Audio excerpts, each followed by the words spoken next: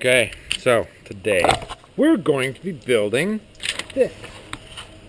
This is basically the end to the garage on the other side. It'll be like that. Anyway, I've got the heights of all the studs, and I'm gonna pre-cut everything, then bring it up to the deck, then assemble it.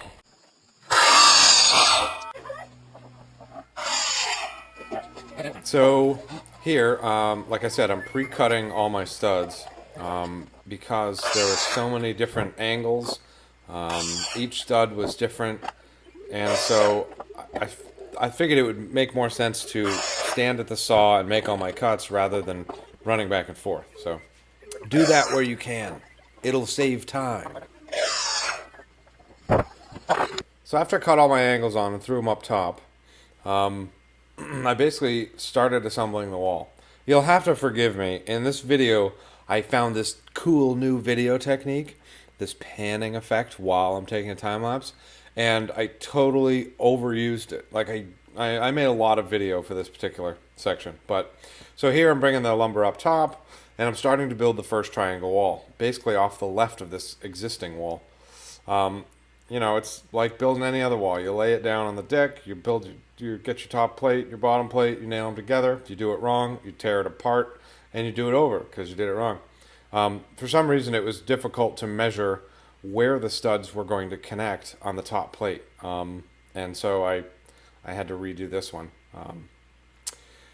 And so after there's no windows in this wall. You know, I thought about it, but I mean, how many windows do you really need in a garage?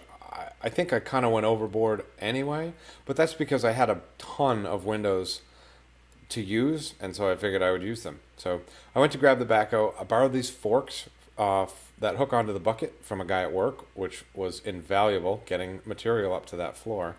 And then basically put my sheathing on. I extended the sheathing beyond the wall because on the lower section I kept the sheathing short. And when you have your sheathing extend beyond a wall, it ties it into the structure better to give it a lot more lateral support. So that was my theory there. Put this wall behind me up yesterday.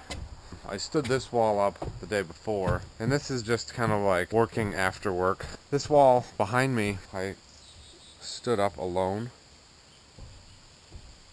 which I wouldn't. I was wondering what that noise was. I was like, something's thumping. I thought it was an animal coming to eat me. Be careful up here, okay? So I stood this wall here up alone, which I won't do again, which is why I'm doing these walls in different sections and then standing them up.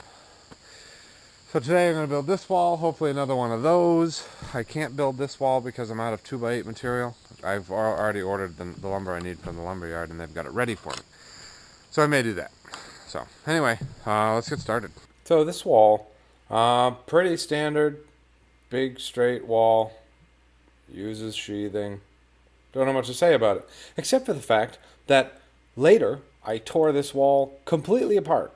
And the only thing still there is the top plate and the bottom plate. I did end up putting a window in this wall. But at the time of building the wall, I hadn't planned on that. And so I just built it as a regular wall, no windows.